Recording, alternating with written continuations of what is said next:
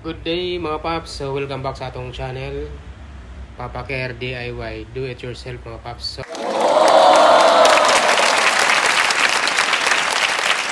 So ang ating today's video mga paps, ang ating project ay mag-assemble tayo nitong drainage PVC drain pipe mga paps. So ito ay abangan na natin para pag mag-ulan ay diretso na doon sa baba yung tubig, hindi na siya kakalat. So yan mga paps, kabit dikit lang ito mga paps. So yan, ito ay ano na mga paps, temporarily or maybe permanent na, kay ako naman yung na-fix. So hopefully na makumana ako ni karon, kay ganina ako nagsugod putol, kay para at least makasumpay na ako dito.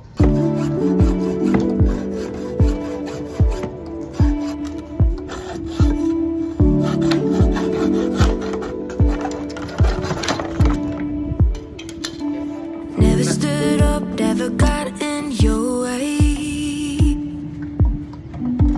Never talked back, never thought that I would change. Tangasan nato ni Iguan. Didn't know how to be strong. I was Solvent din sa solvent hanging on, thinking if there's a light inside para dikit niya. Siyempre madili na ni mo siya masud basta na solvent. kept it all Nagwa man gud na siya i-solvent, kinisod ni man dito sa iyang kagaling I promised myself I would end it, no sa tubo. debate. Pagsumpay nimo kay Iguan, And I know Lahi it's kayo. hard to take, but I just can't stay the same. Tired of letting you in this game. So do your worst, baby, I won't temporary break. reaction ng I'll do better, yeah, kay I'll be para alright. dili tayo ko sa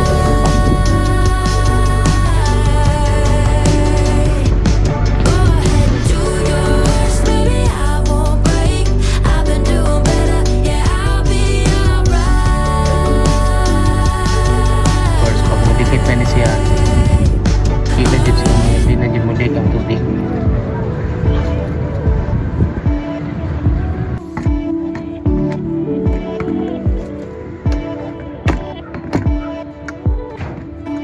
Kept it all in till it cracked under your weight. I promised myself I would end it, no debate. Yan mga paps, so tapos na tayo. So, maraming salamat ulit sa But I panonood. just can't Sa stay susunod na video mga paps, so iba naman yung ating project. Bye for now, Muhammad Chup Chup.